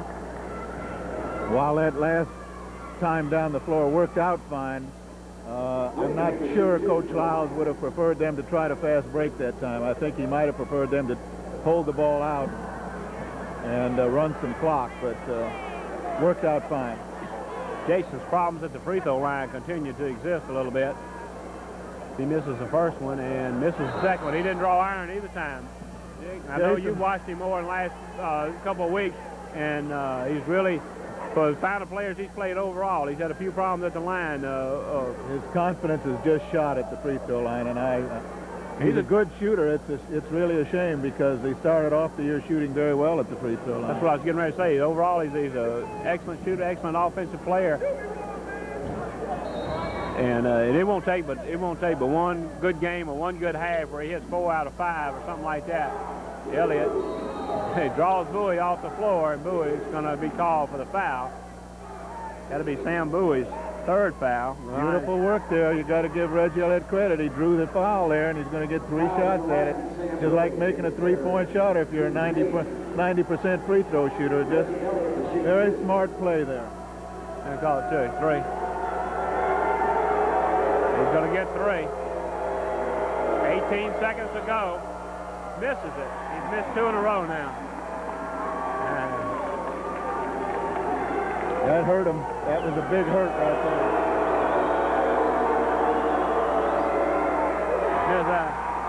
He's missed 2 in a row, and I guarantee you, Dick, he'll make the foul on the inbounds pass. Now there'll be now they're back in the 3 possession situation again. He missed them both. Didn't have time. Whittingham gets the rebound. You would never figure that to happen with him. Not clutch player like he is. He made such a smart play to get the foul, and then to miss free throws like that is, I'm sure he's really down on himself. He's got his head, talking to the coach over there with his head down. He feels real dejected, and I can understand why. If they had not found Whittingham on the rebound, I guarantee you Reggie would have been the first one to foul once the ball took 1 pass up the court. They didn't get a chance. Whittingham makes it. Jason drops one through. It's 93-85. It's going to be hard for Southeastern to lose this one now if they wanted to. And he makes both of them. 94-85. 16 seconds to go in the ball game. Down to Farley. A long 3-pointer, and he makes it. Scott Farley had a good second half. Whittingham into Bowie. Bowie with the basketball. Fakes the pass. Gets the ball down court. Sam going to back it back out. Clock winds down. Whittingham's going to drive in. Puts the shot off the glass. No good. And the horn's going to go off. And the Lions are going to walk away a winner. 94-88. Their 14th victory ensures their first winning season since 1984. And ironically, Dick, that was the year they won the conference championship. So maybe that's a good omen. Well, it's nice to go on the road having just completed a home streak where you won your ball games and you got a two-game lead in your division. So it'll give them a boost for their road trip, and that road trip is so crucial. Coach Lyle's got to feel real good about this win tonight because it got close enough there at the end where he could have been concerned about his ball club not showing strong, but in so many games now, Southeastern has come back when things are not going well and come back real strong to finish the ball game in a fine style. And the only 2 ball games they lost, they've just lost by a hair and could have won them. So John Lyle's got to be real proud of his ball club tonight, and particularly fellows like Noble Evans, who came through real strong on the boards tonight, and also Glenn Charles, who's really starting to play a great ball for Southeastern, just kind of like he did last year and like everybody expected him to this year. And another important factor here is we realize that even without Troy Green scoring in there, we came through tonight. Our subs came through and pulled this team to another victory. Coach Lyle's got to be real proud of him tonight. He really does. They grabbed the lead and held the lead in halftime, came out real strong at the outset of the second half with 11 straight points, and although they allowed Mercer, whether they allowed or not, Mercer came back and got back in the ball game and made a stretch run, but the Lions coming up big. Glenn Charles with a couple of real key baskets down the stretch there. Final point totals, Reggie Elliott led Mercer with 30 points. LaDon Green had 23. Scott Farley had 17. Ryan Robinson 10. Tony Edgerton had 5. Kevin Skirker had 3. That was the scoring for the Mercer Bears. For Southeastern, Sam Bowie had 29 points. Jason Whittingham had 17. Glenn Charles, 16 points. Noble Evans with 11. Rico Grant, 9. Avery Anderson, 4. Troy Green, 3. Long time since he's had just that amount of points. Jason Kay with 5, but of course Troy did not play in the second half. and missed most of the first half with that ankle sprain. It's going to be a big key as to when he comes back. And, you know, it might be a possibility he might not be able to play this next week, depending on the severity of the ankle sprain. But the biggest thing the Lions now want him to do, of course, they'd like to have him ready for the rest of the conference games, but they definitely want to make sure they have him ready for the conference tournament. Lions win this one 94-88. And next we'll have Dick Sharp talking with Coach John Lyles. I'm here with Coach John Lyles. I'm Dick Sharp. We're here after another victorious night for the Southeastern Lions. And Coach, I know you got to feel good about this win tonight, because this ball club was good enough to win and beat anybody. Yes, Mercer played very well, and we had to overcome a big injury to Troy Green. But it was a great win. It was our 14th win, and even though we have 4 regular season games and a tournament left, this clinched a winning season for Southeastern, the first one in 11 years. And I would just like to take this opportunity to dedicate this winning season to Tom Duple, our athletic director, and the staff that's been with him for a long time, Al LeBlanc, Barry Niebuyer, Doc Goodwin, and all the folks over there who have fought the wars and hung in there for all these years while Southeastern's gone through the hard times. You know, everyone should be thankful to those people for hanging in there, and I'm thankful to them for hiring me. And also the fans, the people in the community like yourself that, you know, that have stayed loyal to the program and loyal to the university. And it's a new day at Southeastern. We're a winner now. Everyone in the community can walk around and get you a Southeastern T-shirt or hat on and say, hey, you know, we're winners.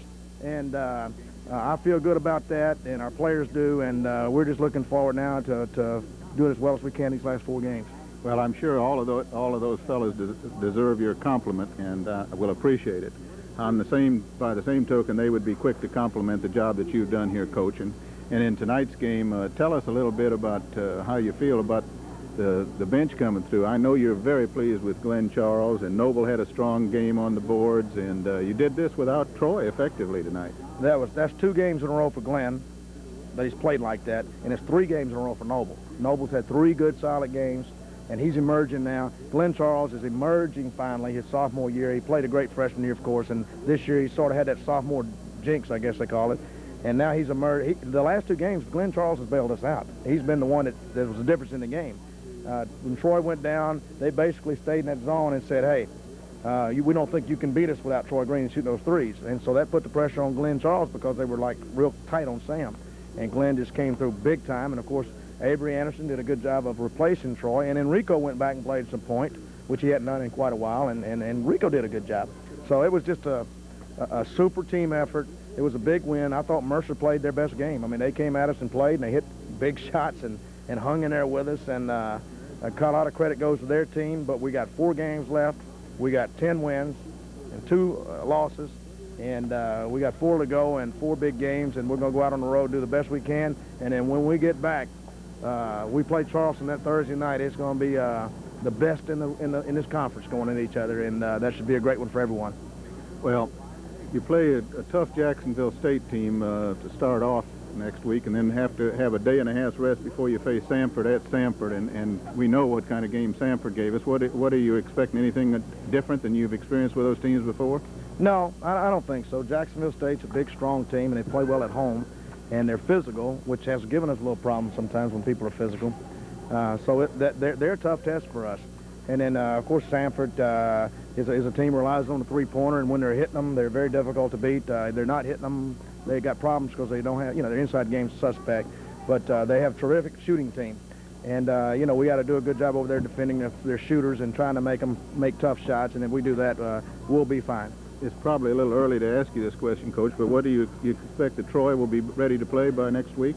I don't think it's real bad because Doc let him play. He continued to play for a while, and so usually when they get back out there and they play, it's not one of those things that's going to be. I don't know. Doc Goodwin, I have to answer that, but I expect Troy will be back by game time, and he may miss some practice, but Troy, as long as he can practice shooting, he's all right. He's a good, solid player, and he'll be ready to go.